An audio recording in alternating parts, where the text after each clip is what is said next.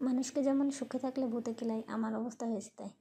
এতদিন আঁকছিলাম পেন্সিল দিয়ে ছবি, বাচ্চাদের জন্য ছোট ছোট ছবি আঁকতাম। হঠাৎ করে কী হলো জানি না, মনে হচ্ছে একটু পেপার পেন্ট, ক্যানভাস পেন্ট করি।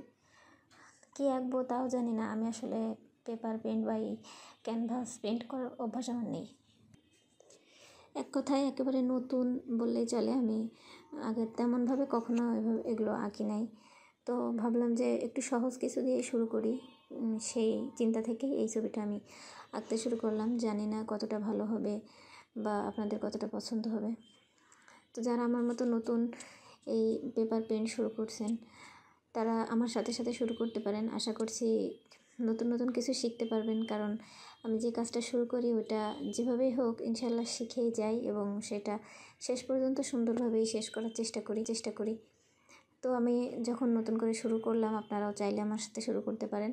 এখানে বিভিন্ন রকমের অভিজ্ঞতার কথা আপনাদের সঙ্গে শেয়ার করতে পারবো।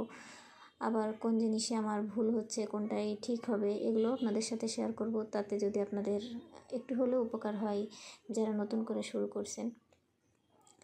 তবে হ্যাঁ, আগের মতো করেই আমি যে পেন্সিল দিয়ে আগে একটু এঁকে নিতাম, ওটা ঠিক আগের মতোই করব। তার কারণ এখান থেকে আমি যে ছবিগুলো আঁকবো আপনারা দেখে দেখে বাচ্চাদেরকেও শেখাতে পারবেন। এখানে আমি শুধুমাত্র যে রঙটা ব্যবহার করছি, আপনারা এখানে রঙটার পরিবর্তে অন্য যে কোনো পেন্সিল কালার বা ডায়মন্ড কালার দিয়ে আপনারা এঁকে দিতে পারবেন, এটা কোনো সমস্যা হবে না। আমি ছোট ছোট যে ছবিগুলো আঁকতাম ওগুলোও আঁকবো, সমস্যা নেই। আর বেশি চেষ্টা করব দৃশ্যগুলো আঁকার জন্য, কারণ আমার কাছে এই পেপার পেন্ট বা ক্যানভাস পেন্টের ক্ষেত্রে দৃশ্যই বেশি ভালো লাগে। এই কারণে চেষ্টা করব যে দৃশ্যগুলো একটু বেশি আঁকার জন্য। আপনাদের ভালো লাগবে কিনা জানি না। যদিও আমি নতুন, একেবারেই নতুন, তুলি সম্পর্কেও তেমন ভালো পরিচয় নাই, নিজে একটু একটু করে পরিচিত হচ্ছি। অত ভালো পারবো কিনা তাও জানি না। আমার ভুল ত্রুটি হলে আপনারা বুঝিয়ে বলবেন বা আমাকে শিখিয়ে দিবেন। আপনাদের কাছ থেকেও শেখার আছে। আমি জানি আমার পেজে অনেক ভালো ভালো আর্টিস্ট আছেন যারা অনেক ভালো আঁকেন। আপনারা বুঝিয়ে দিলে আমি ইনশাল্লাহ ভালো করতে পারবো। মূলত এই কাজটা শুরু করার কারণ হচ্ছে আমার মেয়েটা এই কাজ অনেক ভালো পছন্দ করছে, ও নিজে করার চেষ্টা করছে। তো দেখলাম যে আমি যদি না শেখাই তাহলে ও পারবে না, কারণ আমি বাইরে কোথাও ওকে আঁকা শেখানোর জন্য কখনো পাঠাইনি, আর ইচ্ছাও নেই যে কোথাও পাঠানোর জন্য। তো এই কারণেই আমি দেখলাম যে ওর যখন ইচ্ছা করছে তখন আমি নিজে আগে ঠিকঠাক করে শিখি, তারপর ওকে শেখাবো। তো সেই কারণেই মূলত আমার এই কাজটা আরও বেশি আগ্রহের সাথে করা হচ্ছে। এখানে দেখুন, এই ভিডিওগুলো করতে গেলে আসলে অনেক লং হয়ে যায়। ভিডিও অনেক ফাস্ট করে দেওয়ার পরেও এখানে 4 মিনিট 38 সেকেন্ড বা তার কম বেশি সময় লেগে যাচ্ছে। তো কিছু করার নেই, দৃশ্য যেহেতু বা এই ধরনের ছবিতে একটু সময় লাগবে। যারা আপনারা আঁকেন তারা জানেন এগুলো অনেক লম্বা সময়ের কাজ। তো এখানে একদম স্পিড বাড়িয়ে দিয়েই কিন্তু ভিডিওটা এডিট করা হয়েছে।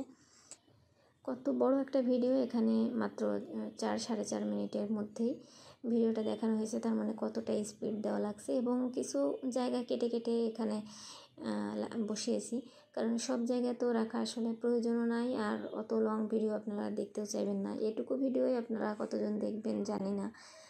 তবে আশা করছি যে আমি যদি চেষ্টা করি আস্তে আস্তে আপনাদেরকে ভালো কিছু দিতে পারবো। আর আপনারা যদি আমার সাথে থাকেন, অনেক লম্বা সময় পরে আমি কাজ শুরু করেছি। আসলে সময় এবং শারীরিক অবস্থার কারণে আমার এই কাজটা অত বেশি অ্যাক্টিভলি করা হয় না। মাঝে মাঝে যখন সময় ভালো ফ্রি থাকে তখন চেষ্টা করি করার জন্য, আবার যখন ব্যস্ত হয়ে যায় তখন আর কাজটা করা হয় না। তো এখন যতদিন পর্যন্ত আছি, ভালো আছি, সুস্থ আছি, ইনশাল্লাহ চেষ্টা করব নিয়মিত ভিডিও দেওয়ার জন্য। আপনারা আগের মতো আমাকে সাপোর্ট করবেন, পাশে থাকবেন। আমার ভুল ত্রুটি যেগুলো আছে এগুলো একটু ক্ষমা সুন্দর দৃষ্টিতে দেখে আমাকে কাজটা করার জন্য উৎসাহিত করবেন এবং আমার ভুলগুলো ধরিয়ে শিখিয়ে দিবেন, বুঝিয়ে দিবেন আশা করছি। আর কষ্ট করে এতক্ষণ পর্যন্ত যারা ভিডিওটা দেখছেন, কথাগুলো শুনছেন, তাদেরকে অনেক অনেক ধন্যবাদ। ভালো থাকবেন সবাই, ধন্যবাদ।